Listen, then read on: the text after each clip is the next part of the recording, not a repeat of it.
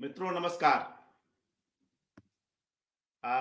आज 24 मार्च है, वर्ष 2024, महीने का चौथा रविवार यानी कविता का पक्ष के प्रसारण का दिन। आज कविता का पक्ष की 9वीं कड़ी हम लोग सुनेंगे। मित्रों, आज फागुन पूर्णिमा है, होलिका दहन है। बिहार और आसपास के अंचल में अगजा जलाना भी हम इसे कहते हैं। कई जगहों पर सम्मत जलाना। कल और कुछ एक जगहों पर परसों होली का त्योहार है। हम सभी लोग होली के रंगों में रंगे हुए हैं। इस अवसर पर आप सभी को हार्दिक शुभकामनाएं। मित्रों, ये ऋतुएं, ये त्योहार कैसे हमारे जीवन में अपनी एक महत्वपूर्ण जगह रखते हैं और कैसे हम उन्हें अपनी कविताओं में लाते हैं।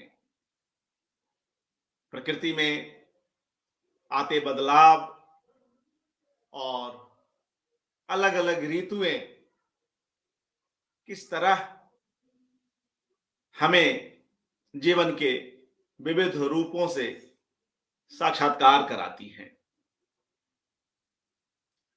प्रकृति का निश्चय ही विशेष आकर्षण है और उसकी अपनी एक असंदिग्ध जगह है हमारे जीवन में, हमारे आसपास।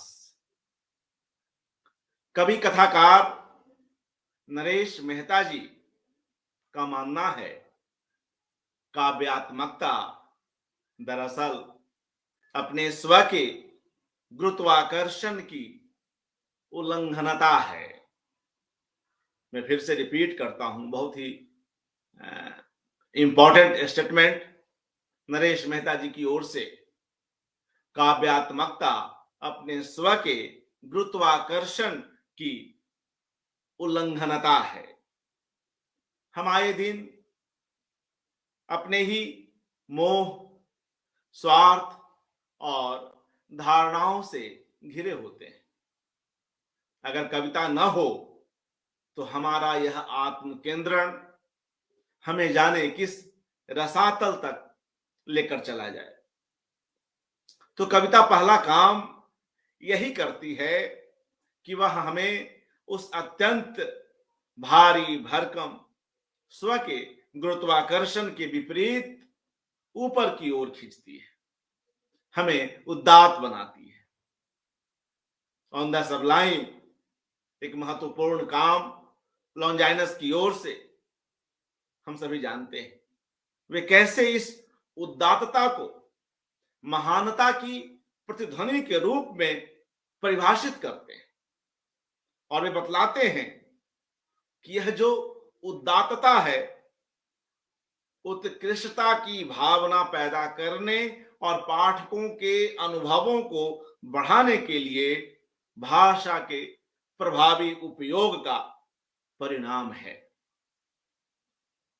हां, इस उदात्तता को हम कवि कर्म से तो जोड़ सकते हैं, अनिवार्यता और बहुधा कवि से नहीं। अगर नरेश मेहता जी की बात को कुछ आगे बढ़ाया जाए, उसमें कुछ और जोड़ा जाए, तो मित्रों आप सहमत होंगे कि यह प्रकृति ही है कि जिसके आने से कोई कविता स्थानातीत और समयातीत हो उठती है। प्रकृति इस मामले में कविता को एक व्यापकता प्रदान करती है। बेशक कई बार वह प्रकृति किसी भूगोल और समय विशेष की ही क्यों न हो। यहां पर मुझे केदारनाथ सिंह जी की एक कविता याद आ रही है। अभी हमने होलिका दहन की बात की, कैसे बुराइयों को जला दिया जाए, हम अच्छाइयों की ओर बढ़ें। केदारनाथ सिंह जी की कविता है एक, पानी। और यह कविता उनके आखिरी कविता संग्रह मतदान केंद्र पर झपकी में शामिल है, पानी। यहां भी कवि प्रकृति के साथ कैसा तादात्म्य महसूस करता है, इसकी वानगी देखिए। केदारनाथ सिंह लिखते हैं, कहते हैं, मैं घोषित करता हूं कि पानी मेरा धर्म है। मैं घोषित करता हूं कि पानी मेरा धर्म है, आग मेरा वेदांत। हवा से मैंने दीक्षा ली है, हवा से मैंने दीक्षा ली है, घास पात मेरे सहपाठी। रास्ता मेरा देवता है, रास्ता मेरा देवता है, मकई मेरा कल्प वृक्ष। भागई नाला मेरी गंगा, भागई नाला मेरी गंगा। इस तरह यह वृद्ध शिशु दुनिया के चौराहे पर खड़ा है चंगा। भागई नाला मेरी गंगा, इस तरह यह वृद्ध शिशु दुनिया के चौराहे पर खड़ा है चंगा। तो जब हम प्रकृति के बीच होते हैं तो हम अपनी उम्र को भुला देते हैं। एक वृद्ध, एक बूढ़ा शिशुवत सोचता है। वह ताजा चलती हवाओं से तरंगित होता है। ठंडे जल का स्पर्श जब उसके पूरे शरीर पर होता है, तब वह एक अद्भुत ताजगी से भर उठता है। तब वह बिल्कुल शिशु की तरह निष्कलुष हो उठता है और ऐसी कविताएं फूटती हैं। तो आज कविता का पक्ष में हम अशोक वाजपेयी जी को सुनेंगे और कविता और प्रकृति को लेकर वे कई कई ऐसी बातें हैं जो हमसे साझा करेंगे। मित्रों, अभी कुछ देर पहले हमने स्व की संकीर्णता की बात की। कविता ही वह माध्यम है जिससे होकर हम स्व की संकीर्णता से दूर जाते हैं और स्वभाव के सहमेल की ओर बढ़ चलते हैं। निश्चय ही अगर हमारा यह स्व सर्वसमावेशी है, समुज्वल है, तो वह सार्थक हो सकता है। नरेश मेहता जी के यहां भी स्व से आशय स्व के उस पक्ष से ही है जो स्वार्थी है, परपीड़क है, कलुषित है, कट्टर है, जहां दूसरों के लिए कोई जगह नहीं है। कुल मिलाकर जो जीव सभ्यता और उसकी विविध वर्णी अंतः प्रकृति को अस्वीकारता है। निजता कविता का विषय होती है, होनी चाहिए, मगर वह निजता ऐसी हो जिससे बाकी लोग भी जुड़े, उनका आनुभाविक जगत भी समृद्ध हो। वह निजता स्व के अंधकार से नहीं, बल्कि स्व के प्रकाश से प्रस्फुटित होता हो। और हमारे ऐसे मानवीय उद्गारों को व्यक्त करने में प्रकृति कई कई तरह से सहायक सिद्ध होती है। कविगण इस विपुल प्रकृति से कई सारी इमेजेस ग्रहण करते हैं और उसे कविता में लाते हैं और जिनसे हम कहीं ना कहीं संस्कारित होते हैं। इस प्राकृतिक पृष्ठभूमि में हमारे कहे अनकहे कई भाव प्रकट होते चले जाते हैं। कभी हम अक्षय वट की शरण में आते हैं तो कभी हरी हरी दूब के पास चले जाते हैं। कभी समुद्र तट का सैर करते हैं तो कभी पहाड़ों की विशालता को देखकर कहीं ना कहीं यह सीख लेते हैं कि अभी हमें कितनी ऊंचाई प्राप्त करनी है।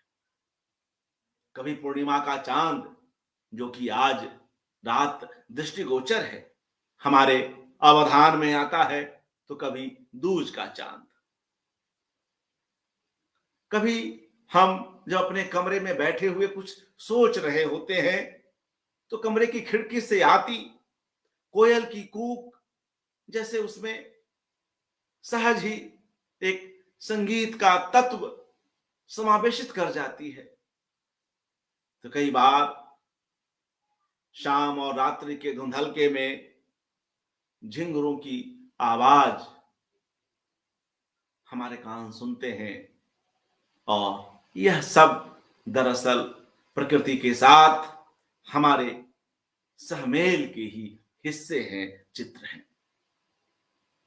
आज की इस कड़ी में हम लोग प्रकृति के इन विभिन्न रूपों को देखेंगे, और कविता और प्रकृति के बीच का साहचर्य कैसा है, इसे भी जानेंगे। तो सीधे हम लोग अशोक वाजपेयी जी के पास चलते हैं। कविता का पक्ष की 9वीं कड़ी में हम नमस्कार। नमस्कार। कविता का पक्ष की ये 9वीं कड़ी है, और इस बार हम कविता और प्रकृति पर बात करेंगे। ये जो क्रम चल रहा है, उसके बारे में मुझे ये स्पष्ट करना जरूरी लगता है कि हो सकता है बहुत सारी बातें आपने पहले भी सुनी हो, आपने खुद सोची हो, कहीं पढ़ी हो, और जो मैं कह रहा हूं उसमें कुछ नया या अप्रत्याशित आपको नहीं मिलता। तो ऐसा कुछ करने का मेरा इरादा भी नहीं है। मेरा इरादा तो ये जो विभिन्न धारणाएं हैं इन विषयों को लेकर, कविता को लेकर, उनको एकत्र करना, विन्यस्त करना और कुछ कविताओं के साक्ष्य के आधार पर आपके सामने प्रस्तुत करना है। कविताएं भी मैं जो चुनता हूं वो, जिसको अंग्रेजी में कहते हैं रैंडम, कोई बहुत सोच विचार कर कविता, मुझे किताबें पलटता हूँ, उनमें से नजर आती है, कुछ याद आती है, पुरानी कविताएं, उनको खोज लेता हूँ। ये कोई कह सकता है, और वो ठीक भी होगा उसका ऐसा कहना या सोचना, कि इस विषय पर या इससे मिलती जुलती कोई बेहतर कविता हो सकती थी, या किसी बेहतर कवि की हो सकती थी जरूर, लेकिन फिलहाल मेरे हाथ जो आई वही मैं आपको सुनाता हूं। और इसके पीछे ये नहीं है कि यही चयन सबसे सटीक चयन है या सबसे सुचिंतित चयन है। बहरहाल कविता और प्रकृति,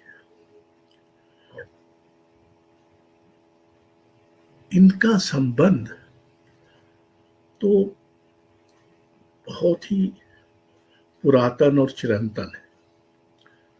शायद पहली कविता जब भी वो लिखी गई होगी, यानी रची गई होगी, संभवतः मौखिक रूप में ही, वो प्रकृति के बारे में ही होगी। आपको याद होगा कि भोपाल के पास एक पुराना परिसर है जिसमें भीमबेटका, जिसमें आदिम चित्र मिले, और उनमें से अधिकांश प्रकृति से संबंधित है, पशु पक्षियों, पेड़ इत्यादि से। तो मनुष्य का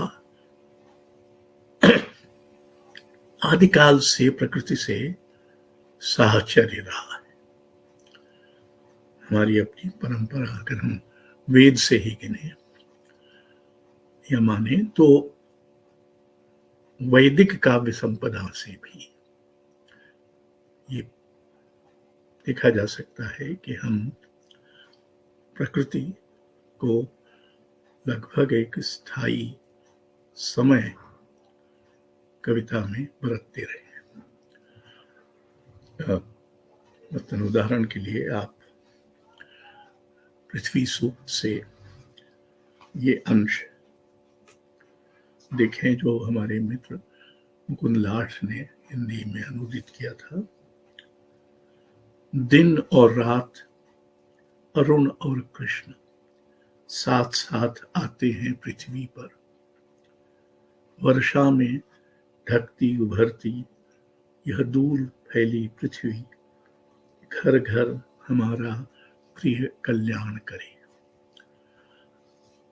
ये जो कल्याण की भावना प्रकृति से जुड़ी है वो हमारी परंपरा का संभवतः एक विशिष्ट गुण है।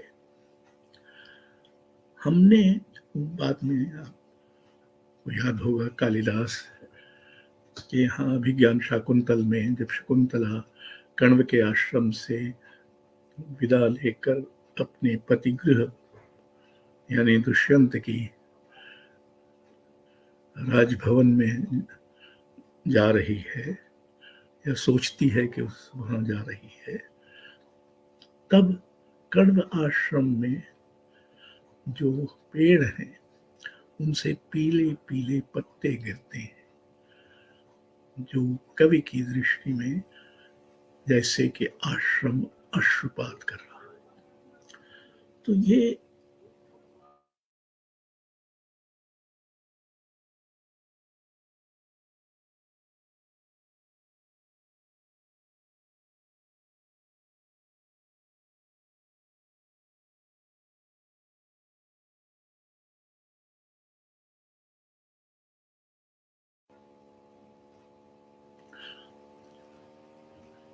एक विशिष्टता है हमारे यहाँ कि हमने प्रकृति के साथ अपने संबंध को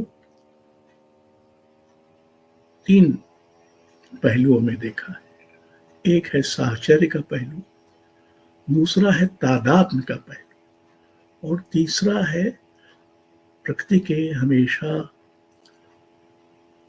कल्याणकारी होने का पहलू। कालिदास के यहाँ जो आप जाए तो शकुंतला जब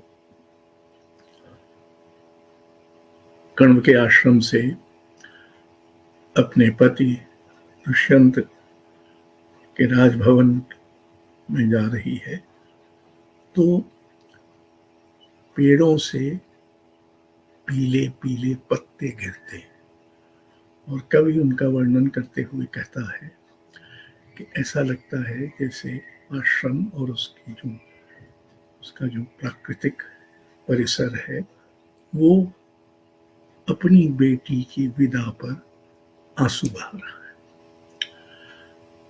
आगे चलकर भी संस्कृत काव्य में तो प्रकृति का बहुत महात्म्य है, हम सब जानते ही। हमारे यहाँ भक्ति कवियों में मसलन रैदास, जिनको आप आमतौर पर प्रकृति के कवि के रूप में शायद नहीं देखेंगे, लेकिन उनके यहाँ सहज भाव से प्राकृतिक उपमाएं आती हैं। यह तनु ऐसा जैसे घास की टाटी, जली गयो घास गली गयो माटी, ऊंचे मंदर साल रसोई, एक घड़ी फुन रहन न होई, भाई बंध कुटुंब सहेरा, कोई भी लागे काढ़ू सवेरा इत्यादि। और तुलसीदास के यहाँ एक दोहा है, वैसे तो रामचरितमानस में ही प्राकृतिक दर्शन वर्णनों का की इतनी सुषमा है, पर ये सीता के सौंदर्य पर एक दोहा है, सिय तुव अंग रंग मिली अधिक उदोत, हार बेल पहिरावो चंपक होत। बेले के फूल चंपक के फूल में बदल जाते हैं सिय के अंग पर आकर। अब इस तरह की जो कल्पना है वो हमारे यहाँ काफी लंबे समय से, हमारे मित्र चित्रकार स्वामीनाथन तो ये कहते थे कि मनुष्य का शाश्वत इतिहास तो प्रकृति है। ये बाकी जो मनुष्य लोग करते हैं, राजे रजवाड़े और जय विजय इत्यादि का जो इतिहास है वो कोई इतिहास नहीं है। असली इतिहास तो प्रकृति है जो स्थायी है और शाश्वत है। शायद मनुष्य के उद्भव के पहले भी रही होगी और मनुष्य के लोभ के बाद भी रही आएगी। प्रकृति के प्रति ये जो आदर भाव भी है वो भी, यानी प्रकृति का अक्सर संबंध किसी न किसी पवित्रता से जुड़ता है। अब ये और बात है कि हमारे समय में पवित्रता तो एक ऐसा भाव है जो कविता से लगभग गायब ही हो गया है। अब कुछ भी पवित्र नहीं बचा है, या कम से कम समझा नहीं जाता है। लेकिन कविता में पहले प्रकृति को लेकर निरंतर एक पवित्रता का भाव बना रहा है। अब प्रकृति एक और तो कविता का विषय है और दूसरी ओर वो रूपकों, बिंबों, छवियों इत्यादि का कविता के लिए एक अक्षय स्रोत है। कविता में आप प्रेम कविता लिख रहे हो या मृत्यु पर लिख रहे हो, आप सौंदर्य की कविता लिख रहे हो या संघर्ष की या संबंध की, प्रकृति लगभग अनिवार्य संदर्भ होती ही है।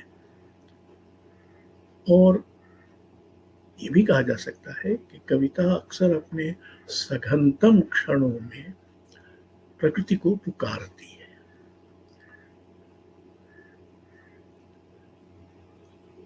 ये भी कहा जा सकता है कि अगर कोई विधाता है तो उसने या स्वयंभू ढंग से सृष्टि में दो महाकाव्य शुरू से, एक महाकाव्य है प्रकृति, जिसकी सुषमा, जिसका वितान, जिसके ब्यौरे, जिसके उपकरण, उपादान, अवलंब, छवियां, बिंब, रूपक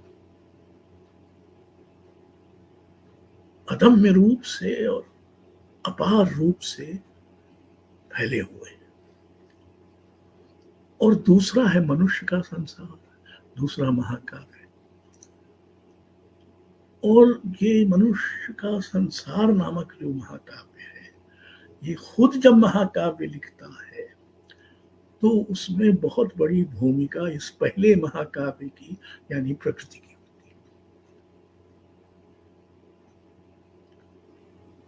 एक बार मैंने ये कहने की धृष्टता की थी कि आधुनिकता के प्रभाव में अब हम पृथ्वी पर कम, संसार में अधिक रहते हैं।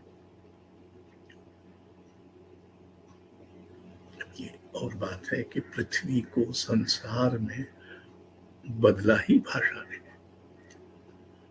अगर भाषा न होती तो पृथ्वी संसार नहीं बन सकती थी, और इसलिए भाषा के कारण पृथ्वी भी है और संसार भी।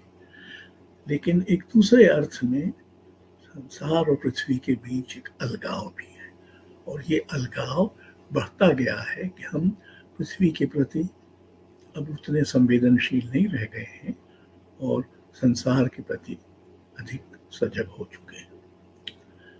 और ये भी सही है कि प्रकृति से हमारा अब जो संबंध धीरे धीरे बनता गया है, उसमें प्रकृति एक उपकरण के रूप में आती है, जिस एक हम और हमारा उससे जो संबंध है वो एक तरह से उपभोक्ता का संबंध बन गया है। और कविता इस विकट स्थिति में प्रकृति से हमारा साहचर्य और संवाद दोनों का पुनर्वास करती है।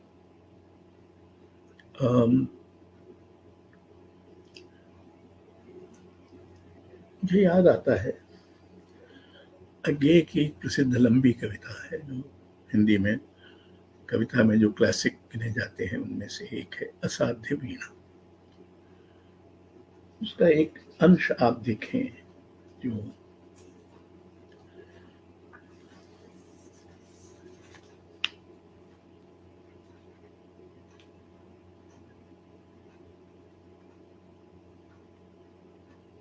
हाँ मुझे स्मरण है, और ये तो वहाँ जो वीणा का साधक केशकम्बली है वो कह रहा है, लेकिन आप चाहें तो इसको कविता की अपनी स्मृति का चित्र भी मान सकते हैं।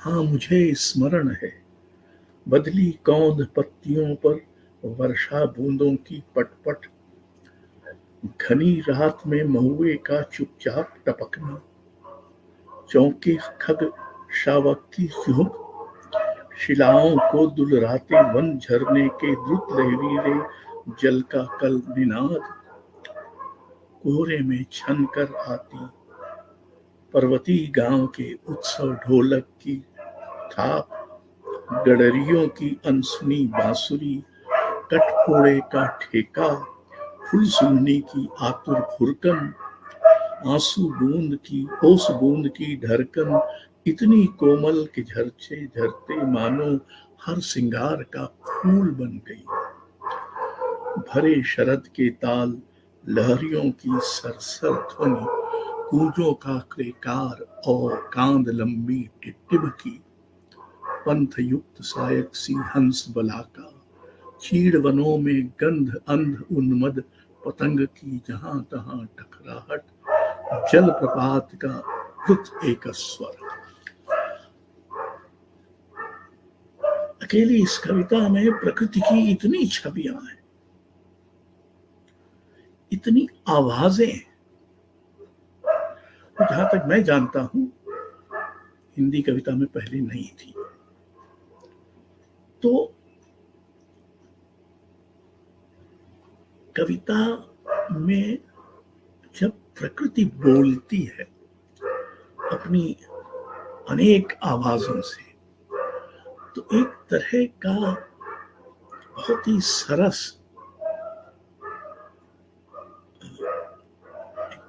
सरस वृंद वादन सा होने लगा। दूसरी ओर आप देखें कि हमारे समय में प्रकृति के साथ क्या हो रहा है। इस समय जिस सभ्यता में हम रह रहे हैं, उस सभ्यता में दो बड़े संकट हैं, पर्यावरण को लेकर और जलवायु परिवर्तन को लेकर। बार बार ये कहा जा रहा है कि हम जिस तरह से जंगलों का और प्रकृति के दूसरे तत्वों का नाश या दोहन या उत्खनन इत्यादि कर रहे हैं, उससे हमारी प्राकृतिक संपदा घट रही है, और इस घटाव का एक दुष्परिणाम ये होगा कि मनुष्य के पर्यावरण में और मनुष्य की जलवायु में, दोनों में बहुत ही प्रतिकूल परिवर्तन होंगे। बहुत सारी विकृतियां आएंगी, अभी भी शायद आने लगी हैं। मसलन दिल्ली में इन दिनों इतनी गर्मी है, सुबह और शाम बड़ी ठंड होती है, लेकिन दोपहर को 31 डिग्री तक पहुंच जाता है। ये सब उस कारण है जो मनुष्य कर रहा है। और कविता सौभाग्य से इस बात को दर्ज करती है। एक तरफ तो ये, दूसरी तरफ आधुनिकता ने एक और भाव जो हम में लगभग ठूंस दिया, वो है कि प्रकृति तो हमसे निरपेक्ष है और उदासीन है। इसकी भी बात कविता में हुई है, लेकिन सबसे ज्यादा हमने इसको तब पहचाना जब हाल ही में हम कोविड महामारी से गुजरे। हम मनुष्य लोग थे, अपने अपने घरों में कैद थे, बाहर एक तरह की घेराबंदी थी, हमारे बाहर निकलने पर बंदिश थी। और ये जो लॉकआउट था, ये हमें तो असहाय कर रहा था, हमें तो दयनीय बना रहा था, लेकिन दूसरी तरफ प्रकृति अपनी गति से, अपनी सुंदरता में, अपनी सुषमा में वैसे ही चल रही थी, वैसे ही खिलखिला रही थी, जैसे उसको मनुष्य पर जो संकट पड़ा है उससे कुछ लेना देना नहीं। इसका एक आशा ये भी हो सकता है कि प्रकृति शायद हमें चिढ़ा रही है कि अगर तुम यही करते रहे तो यही भुगतोगे और मैं तुम्हारी मदद नहीं कर पाऊंगी।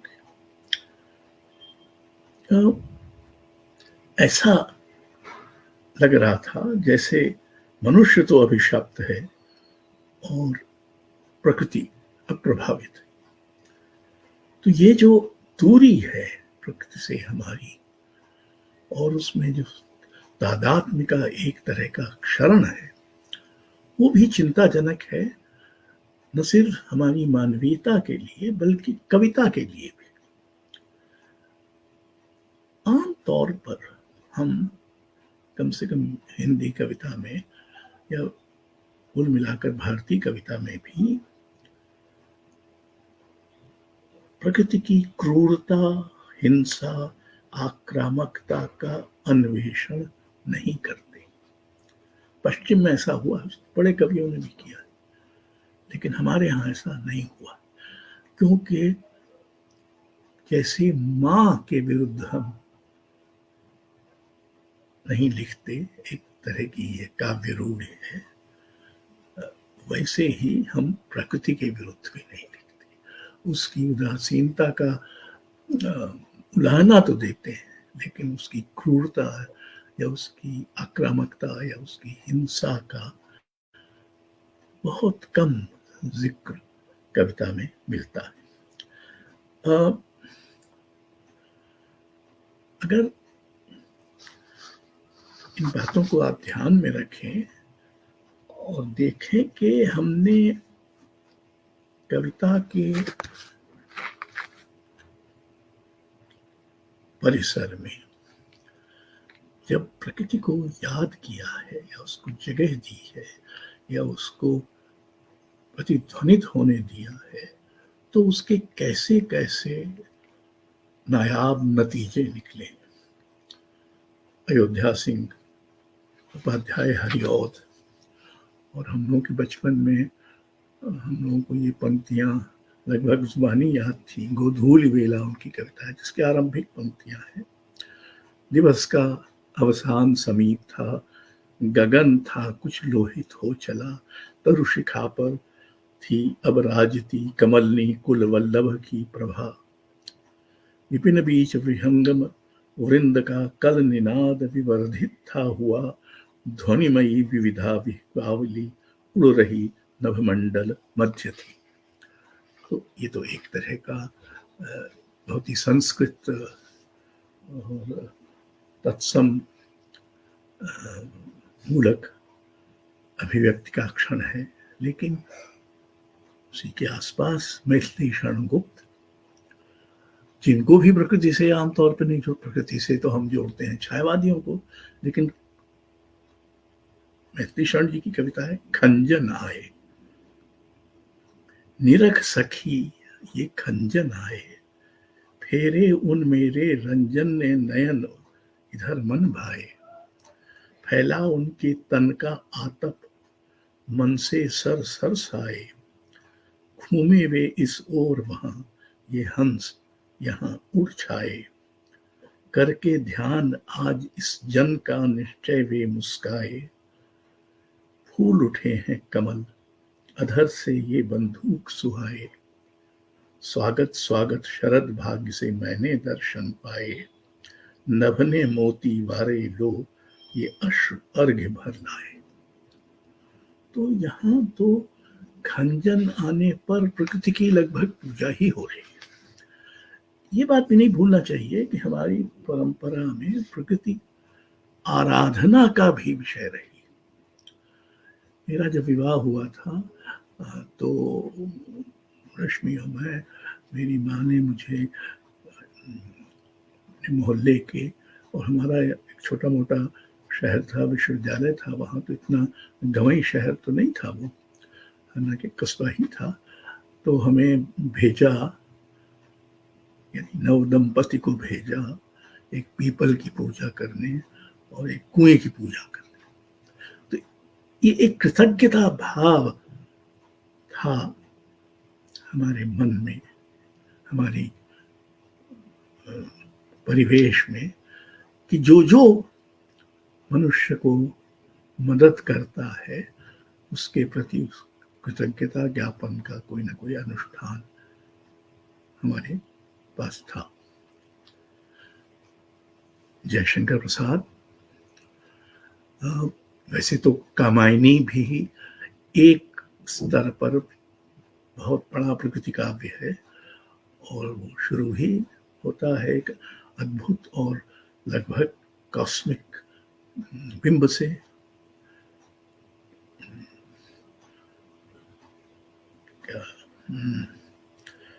एक पुरुष भीगे नयनों से देख रहा था प्रबल प्रवाह, नीचे जल था ऊपर हिम था। तो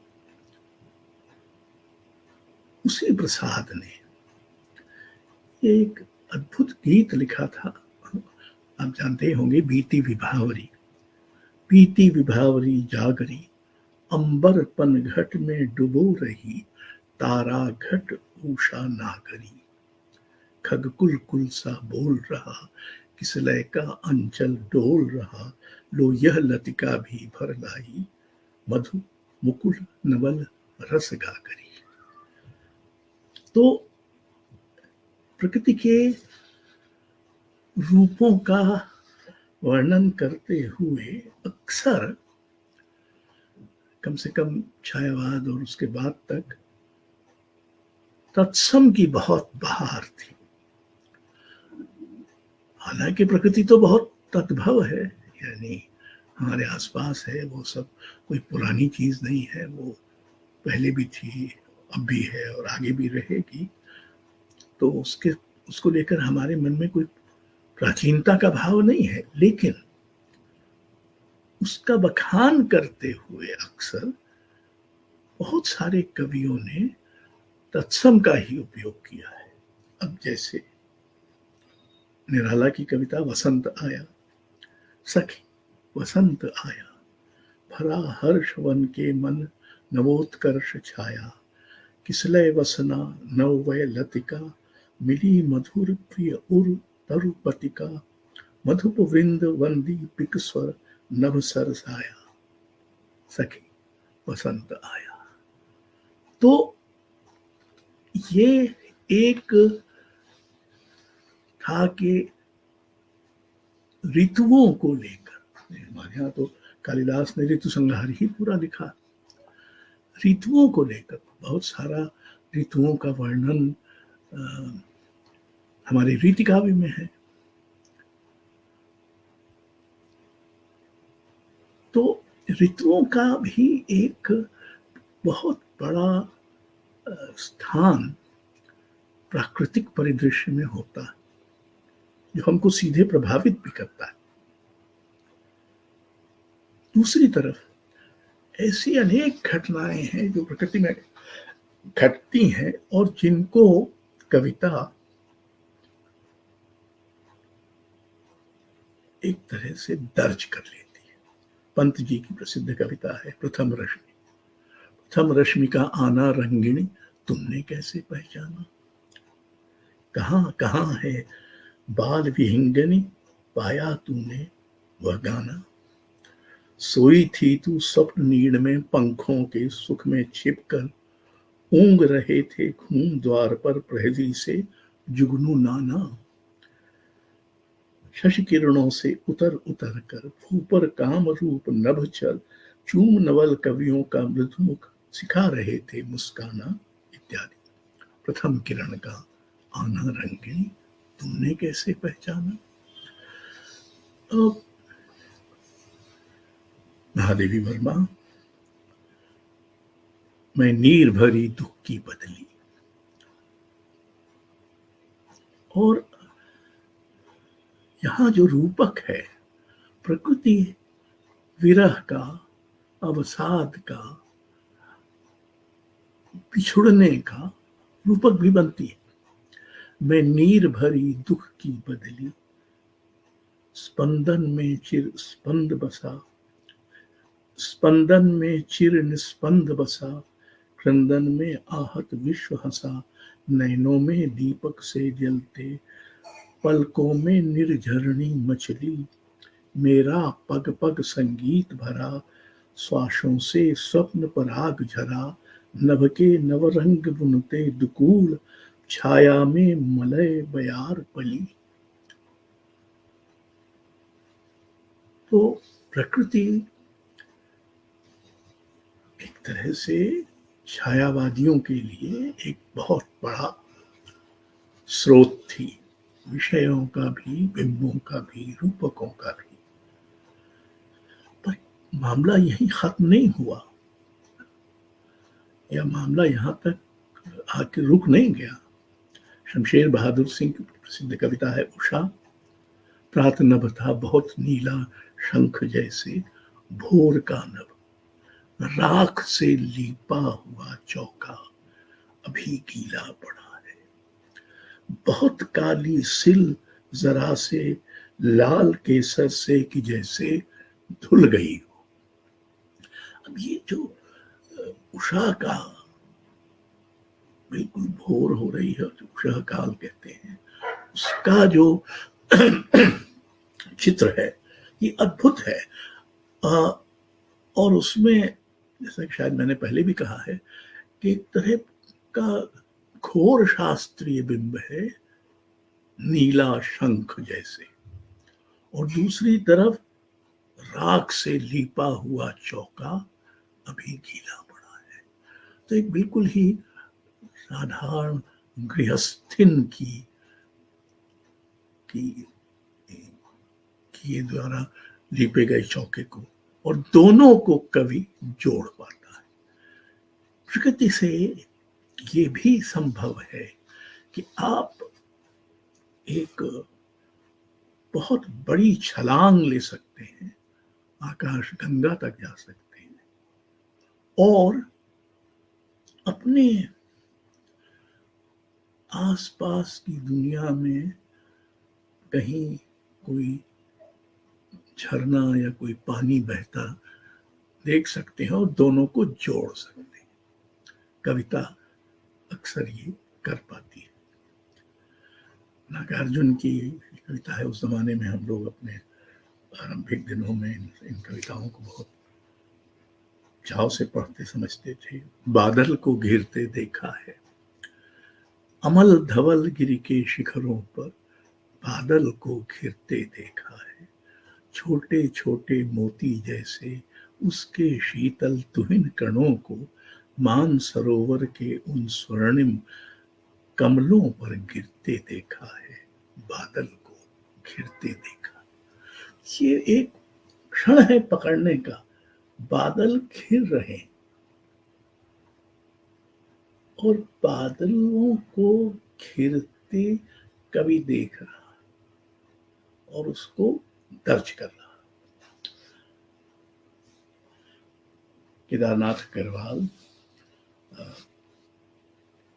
उनके यहाँ भी प्रकृति के बहुत अनूठे चित्र हैं।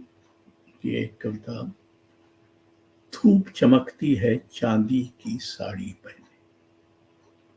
अब धूप और चांदी की साड़ी, अक्सर धूप को सोने स्वर्णिम उसका जो आभा होती है वो स्वर्णिम होती है, तो उसकी, लेकिन यहाँ चांदी जो कि अक्सर चांदनी से जोड़ी जाती है। धूप चमकती है चांदी की साड़ी पहने, मैके में आई बेटी की तरह मगन है, फूली सरसों की छाती से लिपट गई है, जैसे दो हमझोली सखियां गले मिली। तो ये एक और घरेलूपन जो प्रकृति को जैसे अपनी लपेट में ले लेता है। शमशेर के यहाँ भी एक घरेलूपन था और ये दूसरे किस्म का घरेलूपन। जानकी वल्लभ शास्त्री निराला के मित्र थे, मुजफ्फरनगर के थे और जिनमें संस्कृत का बहुत प्रबल आवेग था। की कविता है धूप तरी। धूप तरी तिरती कोहरी की झील में, जैसे उजली बदली अंबर नील में, पुरवाई आई खेतों की ओर से, गई तरी झकझोर किरण की डोर से, खनक रही सी नीरवता पतझार की, महक रही केवलता सूनी डार की, सांस फंसी ठिठुरी धरती की कील में, धूप तरी तिरती कोहरी की झील में। तो धूप को एक नाव की रूप में कल्पित करके और कैसे वो कोहरी की झील में तैर रही है। तो लोचन आशी, पृथ्वी से दूब की कलाएं लो चार, उषा से हल्दिया तिलक लो और अपने हाथों में अक्षत लो। पृथ्वी आकाश जहां कहीं तुम्हें जाना हो, बढ़ो चढ़ो। तो यहाँ फिर एक पक्ष जो कविता में बार बार आता है कि प्रकृति जो है वो वरदा है।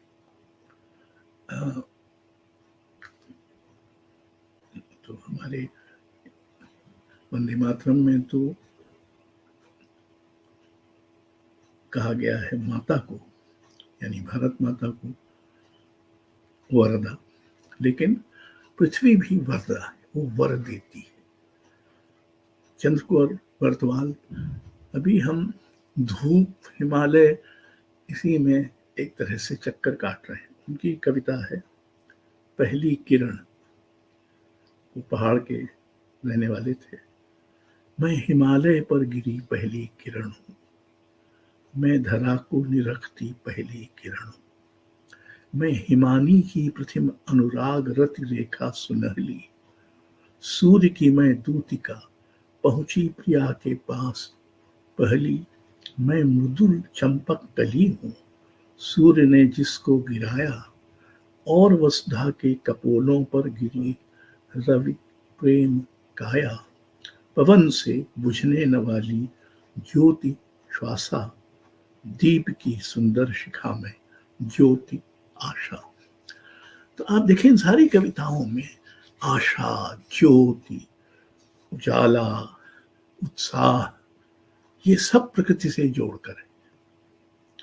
गिरिजा कुमार माथुर तार सप्तक के कवियों में से एक थे और प्रकृति काव्य उनका विशेष पक्ष था। आज है केसर रंग रंगे वन, आज है केसर रंग रंगे वन, रंजित शाम भी फागुन की खिली पीली कली सी। केसर के वसनों में छिपा तन सोने की छां हंसा, बोलती आंखों में पहले वसंत के फूल का रंग है। गोरे कपोनों पर हौले से आ जाती पहले ही पहले के रंगीन चुंबन की सी ललाई। आज है केसर रंग रंगे वन।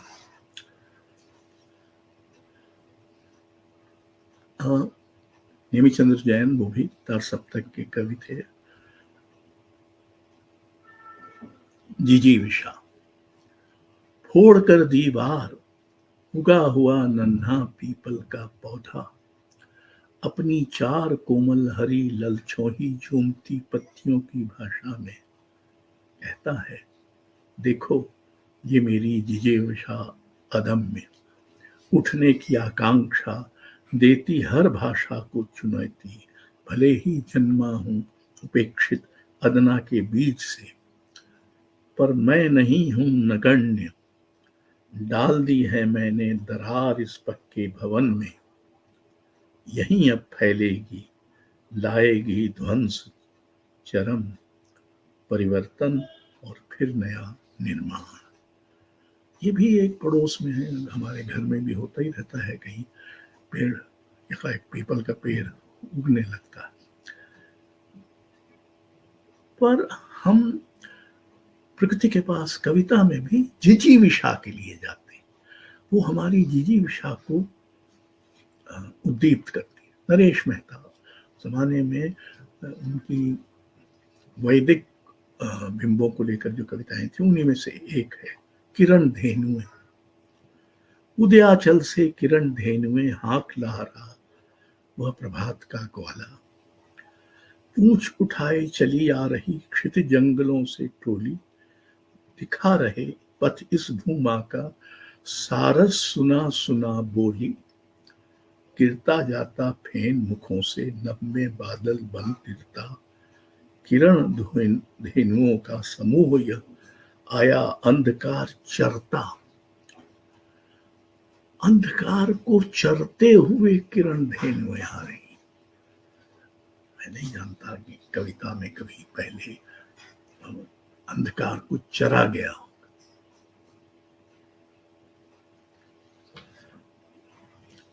मदन वात्स्यायन तीसरा सप्तक के कवि थे जो लगभग भुला दिए गए। वो किसी शायद रासायनिक खाद बनाने के कारखाने में काम करते थे और उनकी कविताओं को वात्स्यायन जी ने यानी अज्ञे जी ने तीसरा सप्तक में शामिल किया था। तो आप देखें कि उनके यहाँ शुक्र तारा, नए दूल्हे सा सूरज, नववधू सा पीछे पीछे यह शुक्र तारा जा रहा है। बदल रहा है रंग आसमां का क्षण क्षण, बदल बदल यह जगमगा रहा है। इंजन के हेडलाइट सा शोरगुल के बीच सूरज निकल गया, गार्ड की रोशनी सा पीछे पीछे गुमसुम अब शुक्र तारा जा रहा है। हमारी बस्ती में दिए से बल्ब से पेट्रोमैक्स सा चांद, चारों ओर जल उठे तारे, दूरी में बैलगाड़ी की लालटेन सा यह शुक्र तारा जा रहा है। शहर को अंधेरा कर हवाई जहाज से मिनिस्टर चले गए, जनता से एमएलए सा पीछे पीछे यह शुक्र तारा जा रहा है। ठाकुर प्रसाद सिंह उन्होंने संथाली लोक परंपरा के कई गीतों को खड़ी बोली में पुनर्प्रस्तुत किया। एक छोटी सी कविता उसी में की है, मेरे घर के पीछे चंदन है।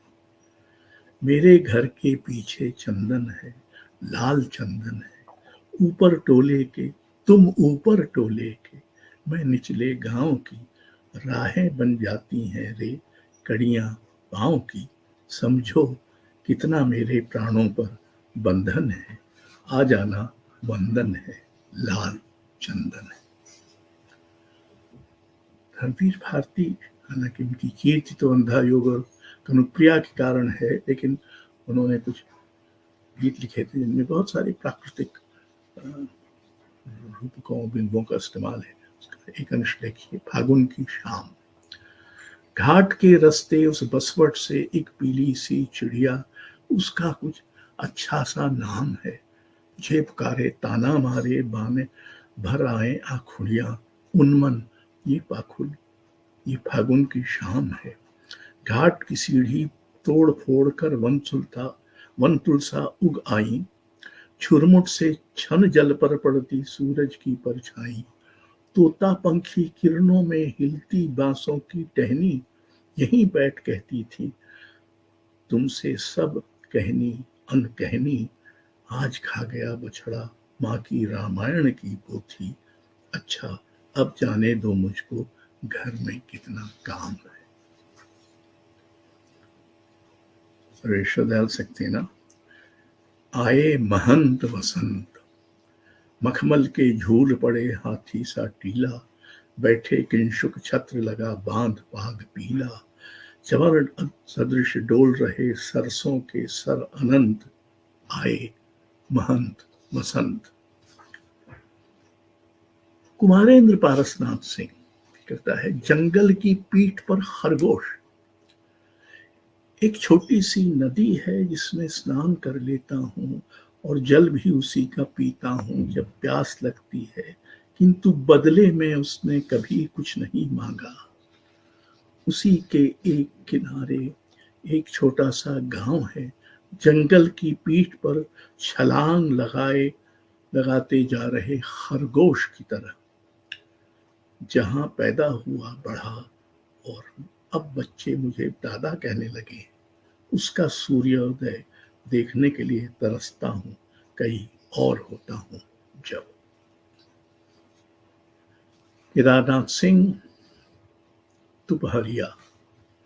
झरने लगे नीम के पत्ते, बढ़ने लगी उदासी मन की, उड़ने लगी बुझे खेतों से झुरझुर सपनों की रंगीनी, धूसर धूप हुई मन पर जो सुधियों की चादर अनबीनी, दिन के सुनसान पहर में रुक सी गई प्रगति जीवन की, झरने लगे नीम के पत्ते, बढ़ने लगी उदासी मन की।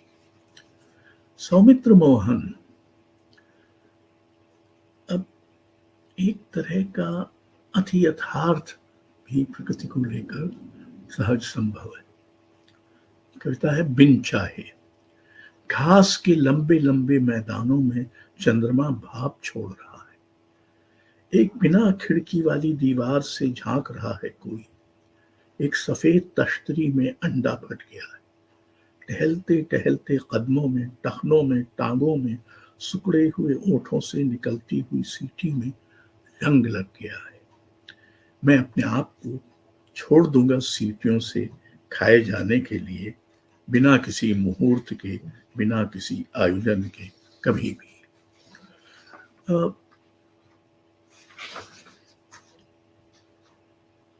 देवेंद्र कुमार बंगाली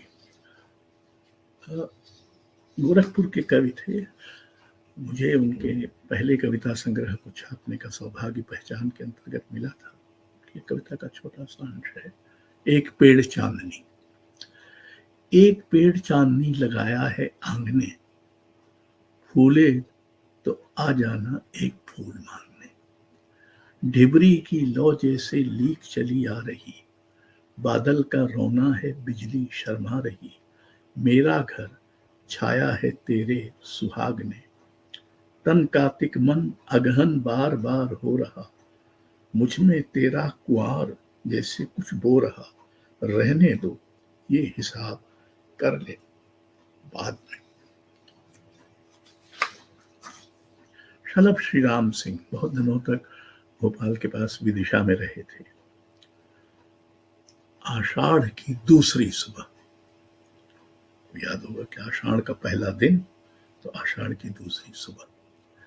बादल बादल है आकाश, पानी पानी है पृथ्वी, हवा हवा है वातावरण, रेशा रेशा हरा है जंगल, रोवा रोवा खुश है पशु, पहचान वाली हो गई हैं पगडंडियां रातों रात, धुल गए हैं गांव के मुख, याद से लेकर आंगन और आंचल तक उमंग रही है कोई न कोई नदी।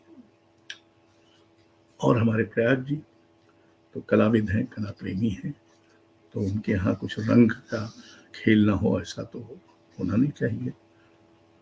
ये जो हरा है, यह जो फूटा पड़ता है हरे पत्तों से, धूप के आर पार वही फूट आता है किसी और जगह, किसी और सुबह, भरोसा है तो इसी हरे का।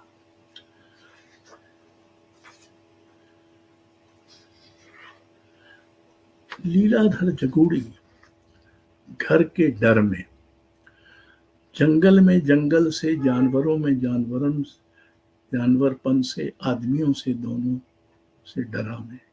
घर को जंगल में, जंगल को घर में देखकर छुआ मैंने एक एक पाठ, काठ काठ काठ, जीवन के हर ठाठ से जुड़ा तौला मैंने अपना डर, पाया हूं बहुत कम निडर, पाया बहुत कम हूं निडर, जंगलीपन बढ़ा कम होते जाते जंगल में। और विनोद कुमार शुक्ल बल्कि जंगल पर सीधे कविता है सतपुड़ा के जंगल, भवानी प्रसाद मिश्र की। सतपुड़ा के घने जंगल, दीन नींद में डूबे हुए से ऊँघते अनमने जंगल, झाड़ ऊंचे और नीचे, चुप खड़े हैं आंख नीचे, घास चुप है, कास चुप है, मूक शाल पलाश चुप है, बन सके तो धसो इनमें, धस सको तो धसो इनमें, धस न पाती हवा जिनमें, सतपुड़ा के घने जंगल, नींद में डूबे हुए से ऊँघते अनमने जंगल। ये थोड़ी लंबी कविता है, उसका एक और अंश में सुनाऊंगा।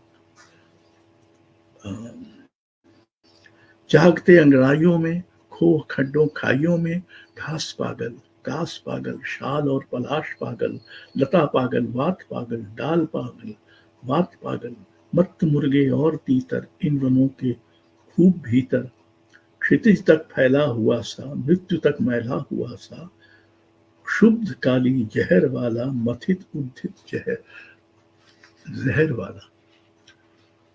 और विनोद कुमार शुक्ल की कविता से ही समापन करें तो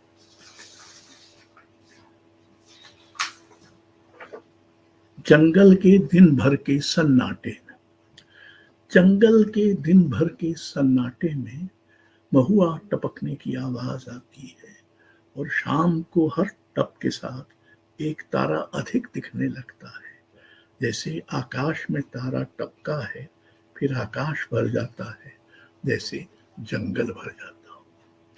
आदिवासी लड़की लड़के स्त्री जन अपनी टोकरी लेकर महुआ बीनने, दिन निकलते ही उजाले के साथ साथ जंगल में ठहर जाते। एक आदिवासी लड़की महुआ बीनते बीनते एक बाघ देखती है, जैसे जंगल में एक बाघ दिखता है। आदिवासी लड़की को बाघ उसी तरह देखता है जैसे जंगल में एक आदिवासी लड़की दिख जाती है, जंगल के पक्षी दिख जाते हैं, तितली दिख जाती है। तो एक बड़ा लंबा विधान है प्रकृति के साथ, प्रकृति का कविता में। और अगर प्रकृति ना होती तो शायद हम ना होते, मनुष्य ना होते।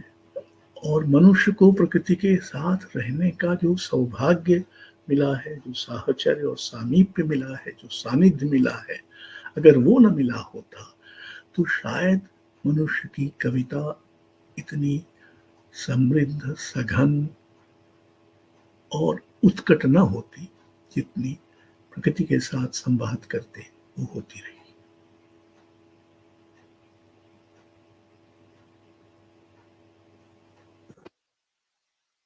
जी शुक्रिया अशोक जी, इस बेहद अ, विचार प्रवण वक्तव्य के लिए।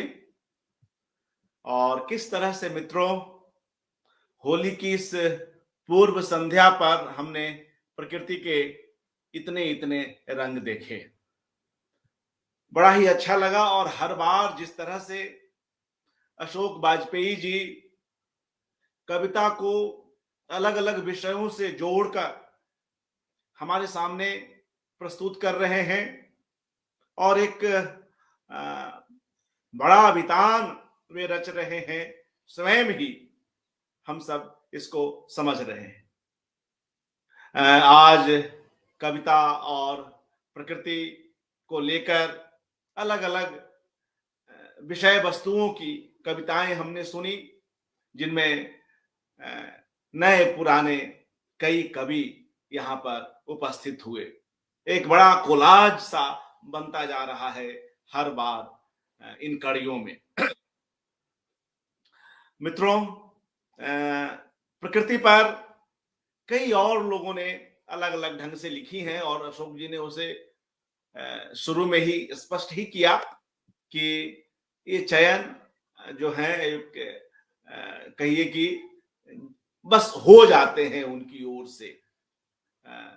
तो कुछ और कविताओं की यहाँ पर हम चर्चा करें। एक बेहद महत्वपूर्ण कवि जो आजकल कविताएं कुछ कम लिखते हैं या लिखते भी होंगे तो हम लोग उन्हें कम पढ़ पा रहे हैं, राजेंद्र धोड़पकर जी। कार्टूनिस्ट भी हैं, चिकित्सक भी रहे हैं और कवि तो खैर एक अनूठे हैं ही। उनकी एक कविता है जड़ें। मैं सोचता हूं कि इस अवसर पर उस कविता को पूरा पूरा पढ़ा जाए। जड़ें, किस तरह से कवि अपनी बात को रख रहा है, बड़ा ही रोचक ढंग है उनके रखने का। हवा में, बिल्कुल हवा में उगा पेड़, जड़ें। हवा में, बिल्कुल हवा में उगा पेड़, बिल्कुल हवा में, जमीन में नहीं। बादलों पर झरते हैं उसके पत्ते, बादलों पर झरते हैं उसके पत्ते, लेकिन लेकिन जड़ों को चाहिए एक आधार, और वे किसी दोपहर सड़क पर चलते एक आदमी के शरीर में उतर जाती हैं। लेकिन जड़ों को चाहिए एक आधार और वे किसी दोपहर सड़क पर चलते एक आदमी के शरीर में उतर जाती हैं। उसके साथ उसके घर जाती हैं जड़ें और फैलती हैं दीवारों में भी, और फैलती हैं दीवारों में भी। आदमी झरता जाता है दीवारों के पलस्तर सा। जब भी बारिश होती है, देखिए कविता कहां कहां जा रही है। जब भी बारिश होती है उसके स्वप्नों में पत्ते झरते हैं बादलों से। जब दोपहर में आदमी चला जाता है शहर में खपने। अब ये दोपहर में आदमी चला जाता है, ये पत्रकार ही लिख सकता है, क्योंकि जो आम नौकरी पेशा लोग हैं वे सुबह जाते हैं। पत्रकार लोग 12 साढ़े 12 बजे तक जा पहुंचते हैं। मैं वैसे ऐसे ही थोड़ा हास प्रयास कर रहा हूँ, होली का अवसर है, लेकिन जो मुझे प्रकटता इस कविता को पढ़ते हुए जो भाव आए, जो यहाँ पर एक छुपी हुई बात निकल के आ रही है, क्योंकि पत्रकारों के जीवन को करीब से देखना हुआ है। तो जब दोपहर में आदमी चला जाता है शहर में खपने, तब एक फल गिरता है आंगन में, तब एक फल गिरता है आंगन में। सुनसान सुनसान धूप में, तब एक फल गिरता है आंगन में, सुनसान धूप में। और उसके सोते हुए बच्चे की आवाज खाने दौड़ती है उसे, और उसके सोते हुए बच्चे की आवाज खाने दौड़ती है उसे। मित्रों, आज के इस वक्तव्य में अशोक जी ने पर्यावरण की भी चिंता की और कैसे प्रकृति के उपादान, प्रकृति के ये विशाल स्रोत हमसे दूर भी हुए हैं। हम हैं वे अपनी जगह, मगर हम मोबाइल के स्क्रीन पर उल्टी सीधी रीलों में, हल्की फुल्की बतकहियों में इतना समय बर्बाद कर रहे हैं कि हम नहीं देख पा रहे हैं प्रकृति की उस अनंतता को। कई चीजें हमसे दूर हो रही हैं। इसको लेकर भी एक कविता मैं यहां पर रखना चाहता हूं, अविनाश मिश्र की। कैसे जीव जंतु जो हैं हमें कम दिखाई दे रहे हैं, लेकिन कविता इसी के बहाने दरअसल व्यवस्था पर चोट कर रही है। यह एक और किसी बहुस्तरीय कविता की अपनी निशानी हो सकती है। तो यह कविता सुनते हैं, व्यवस्थाएं। अविनाश मिश्र। सालों हो गए किसी खरगोश को नहीं छुआ। तड़प है, बेचैनी है, मगर सच्चाई की अभिव्यक्ति भी है। फिर से, सालों हो गए किसी खरगोश को नहीं छुआ। गिलहरी को देखे भी पता नहीं कितना वक्त गुजर गया। बैल और बाज और बंदरों के बारे में भी मेरे यही विचार है। बैल और बाज और बंदरों के बारे में भी मेरे यही विचार हैं। केवल कुत्ते ही हैं, केवल कुत्ते ही हैं बहुत उदास और गुलाम। बिल्लियों के काटे हुए रास्तों पर वे चूहों को खा चुकी। केवल कुत्ते ही हैं जो अब भी दिख जाते हैं बहुत उदास और गुलाम बिल्लियों के काटे हुए रास्तों पर। वे चूहों को खा चुकी हैं, वे चूहों को खा चुकी हैं। तो ये व्यवस्था, हाँ, और वे चूहों को खा चुकी हैं। शायद इसीलिए मैंने कई रोज से चूहे भी नहीं देखे। तो यह जो प्रकृति के बीच हमारे साथ ही जीवन जी रहे जीव जंतु हैं, इनके बहाने यह कविता कैसे व्यवस्था की ओर चली जाती है। तो ऐसी कई और कविताएं हैं जिन पे हम चर्चा कर सकते हैं, मगर समय की सीमा है।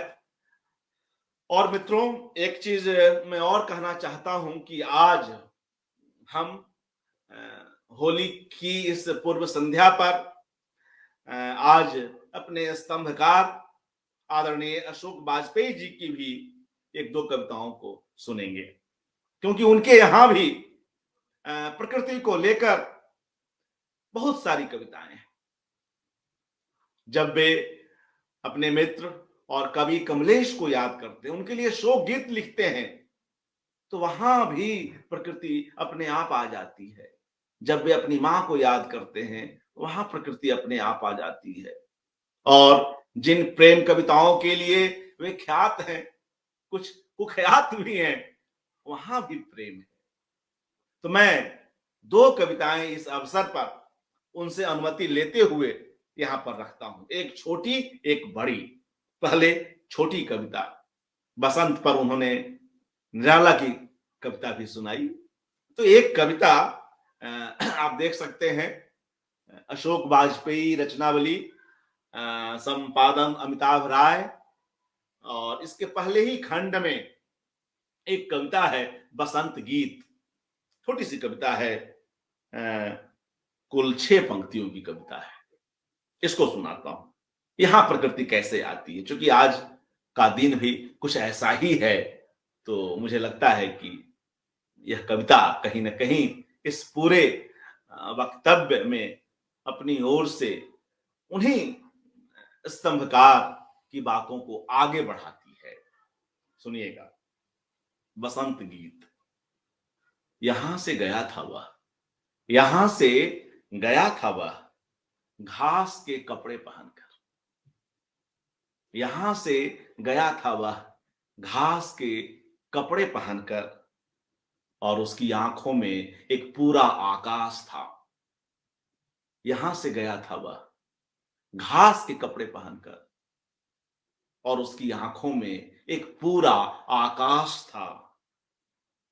यहां से यहां से लौटा था वह अपने पुष्पित नंगे अंग लिए। यहां से लौटा था वह अपने पुष्पित नंगे अंग लिए, और उसके मन में एक पूरी धरती थी, और उसके मन में एक पूरी धरती थी। प्रेम की, चाहत की, उमंग की, इच्छा की, जाने कितनी परतें इस छोटी सी कविता में हम देख सकते हैं। और एक और कविता जो कुछ लंबी है, लेकिन हमें उसे यहां पर रखनी चाहिए। वह कविता इसी अशोक वाजपेयी रचनावली के दूसरे खंड में है, और एक बड़ी कविता है। बार बार अशोक जी के यहां प्रकृति तो खैर आती ही है, पृथ्वी भी आती है। और इस कविता को पढ़ते हुए, जो कविता का शीर्षक पहले बतला दूं, उठाए हूं पृथ्वी, मुझे वह दृश्य भी याद आ जाता है जब जो कृष्ण है वो अपनी उंगली पर गोवर्धन को उठा लेते हैं, लोगों को इंद्रकोप से, अतिशय वृष्टि से लोगों को बचाने के लिए गोवर्धन पर्वत को कृष्ण उठा लेते हैं।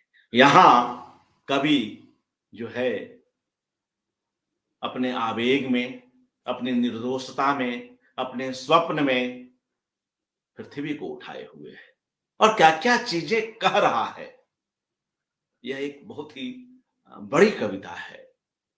उठाए हूं पृथ्वी, सभी तरह की चिंताएं यहां पर आती चली जाती हैं, और कैसे आती चली जाती हैं उसको सुनिए। उठाए हूं पृथ्वी, और हमारे साथ बने रहिए, यही आग्रह कर सकता हूं।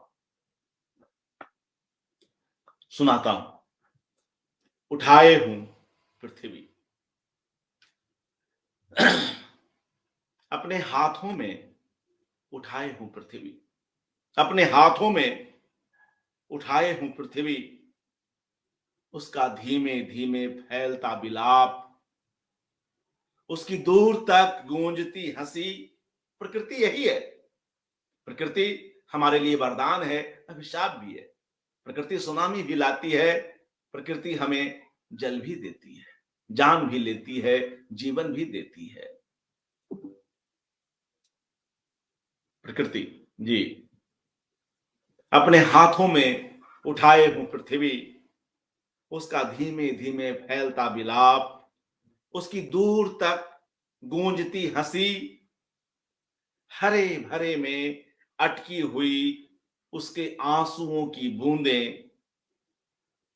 सुन रहा हूं पुरखे, सुन रहा हूं पुरखे, एक समवेत चित्कार में असंख्य असमय दिवंगत बच्चों की पथराई आंखें घूर रही हैं। कई स्त्रियों के शरीरों के चिथड़े लटके हुए हैं दुस्वप्नों के ठूंठ हुए वृक्षों पर।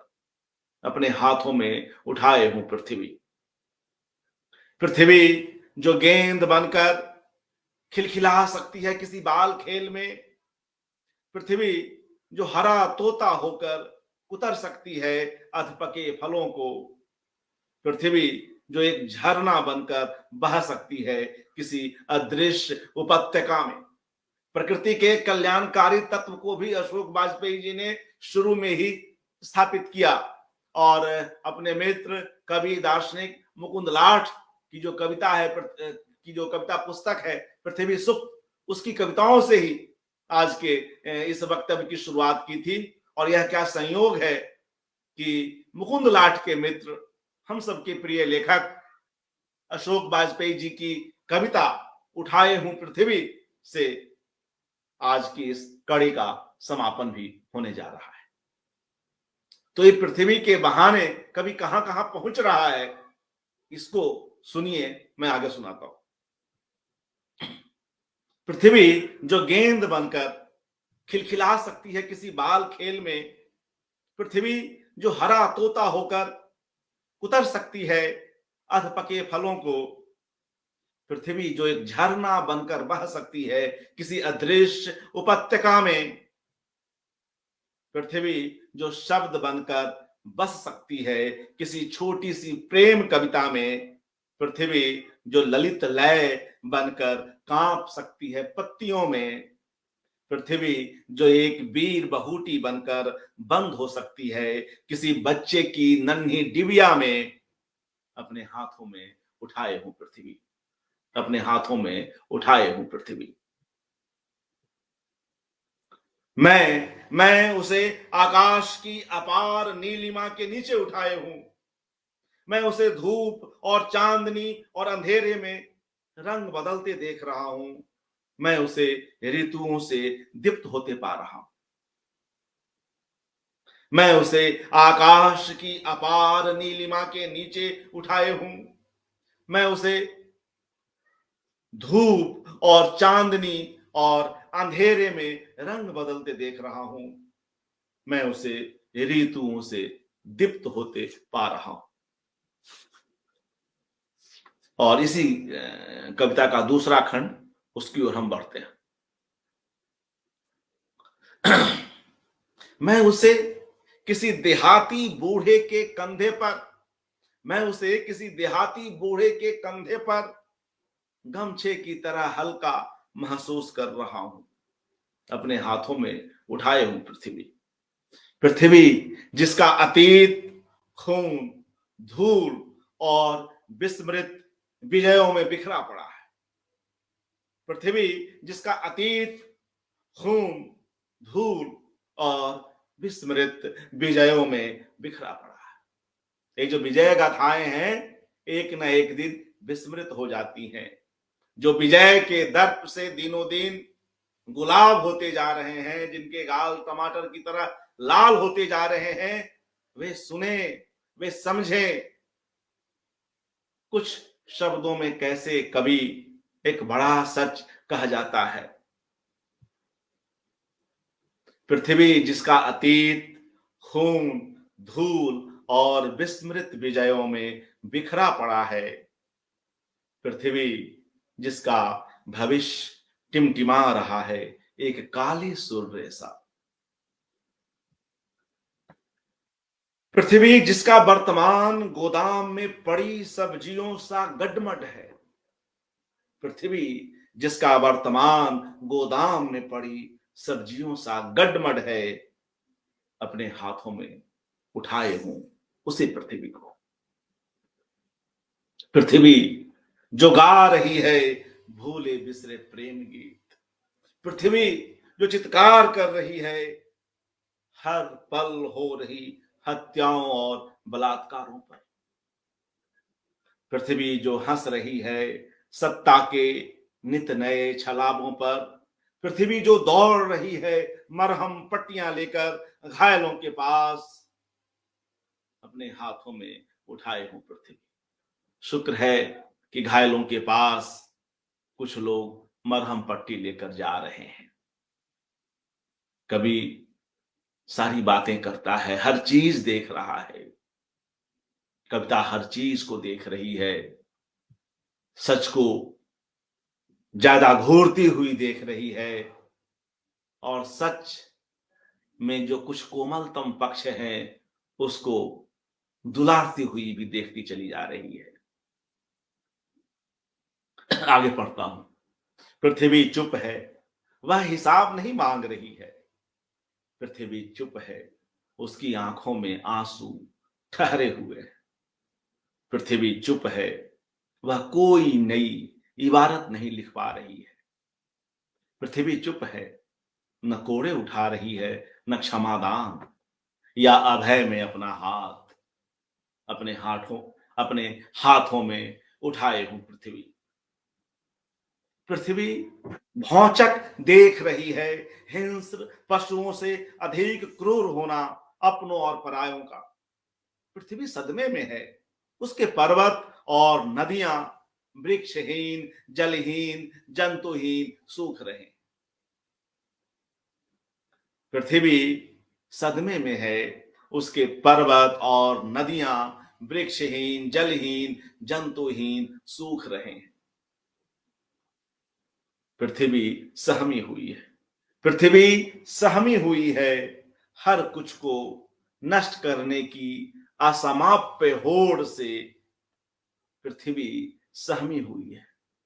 पृथ्वी सहमी हुई है, हर कुछ को नष्ट करने की असमाप्य होड़ से अपने हाथों में उठाए हुए पृथ्वी।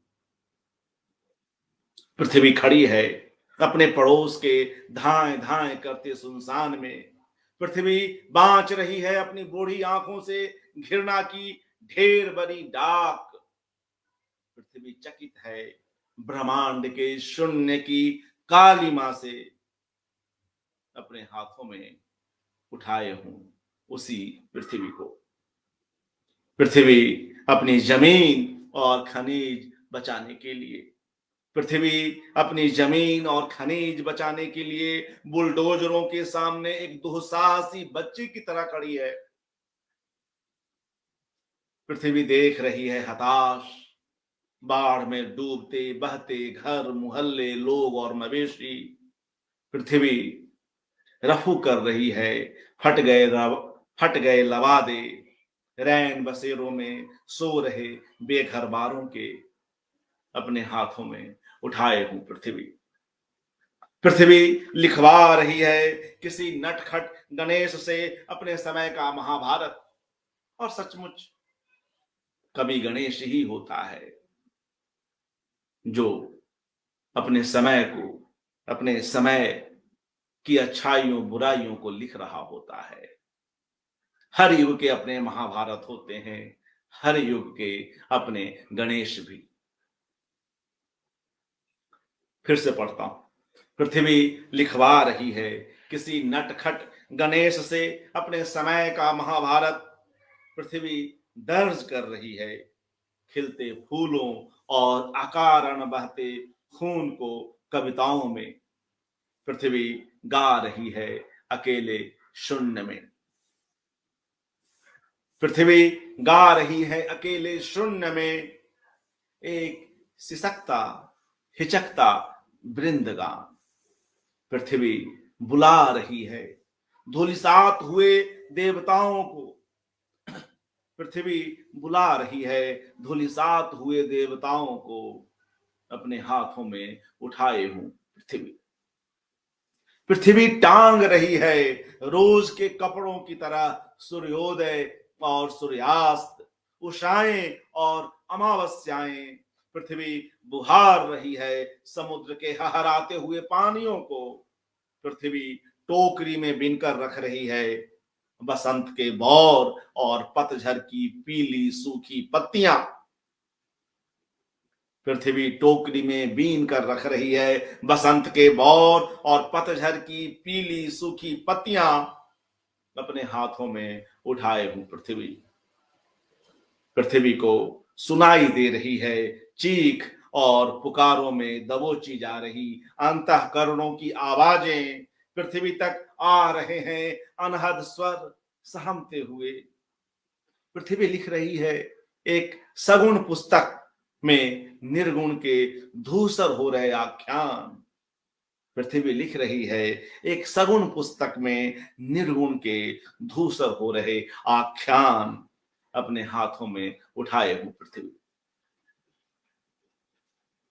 पृथ्वी जिसमें बुदबुदा रहे हैं अधबना सिकुड़ता स्वर्ग। अब देखिए यहां स्वर्ग बना नहीं है, स्वर्ग हमारी कल्पना में है। वह अधबना है, वह अधबना ही रहेगा क्योंकि हर व्यक्ति का स्वर्ग, हर व्यक्ति के स्वप्न में स्वर्ग की कल्पना भिन्न भिन्न है, इसलिए स्वर्ग अधबना हुआ है। और सिकोड़ता स्वर्ग, स्वर्ग की परिधि सिकोड़ रही है। हम किसे स्वर्ग में भेजें हम यह तय नहीं कर पा रहे हैं। सिकुड़ता हुआ स्वर्ग है। स्वर्ग पर भी लोग जो सत्तासीन लोग हैं उनका बस चले तो वे उस स्वर्ग पर भी कब्जा करना चाहें, वे वहां जाने की प्री बुकिंग यहीं से कर लें। इस अर्थ में स्वर्ग सिकुड़ता जा रहा है। उसकी परिधि से उसकी उसकी परिधि के भीतर लोकतंत्र संभवतः गायब होते जा रहे हैं। दोनों ही आशय हैं, कई और अर्थ भी निकल सकते हैं। संभव है अशोक जी कोई और अर्थ के साथ, किसी और अर्थ के साथ यह बात लिख रहे हैं। मैं कुछ और व्याख्या कर रहा हूं, आप कुछ और सोचें। कोई बड़ी कविता यही करती है। पृथ्वी जिसमें बुदबुदा रहे हैं, पृथ्वी जिसमें बुदबुदा रहे हैं, अध बना सिकुड़ता स्वर्ग, बढ़ता फूलता नरक, अध सच सपने। पृथ्वी जिसकी शिराओं में दौड़ रहा है विषैला रसायन और अमृत धारा। पृथ्वी जो बूढ़ी होकर भी थकती नहीं है और अपने ढेर सारे बोझ उठाए डगमग पग चलती ही रहती है। पृथ्वी जो बूढ़ी होकर भी थकती नहीं है और अपने ढेर सारे बोझ उठाए डगमग पग चलती ही रहती है। अपने हाथों में उठाए हूं पृथ्वी।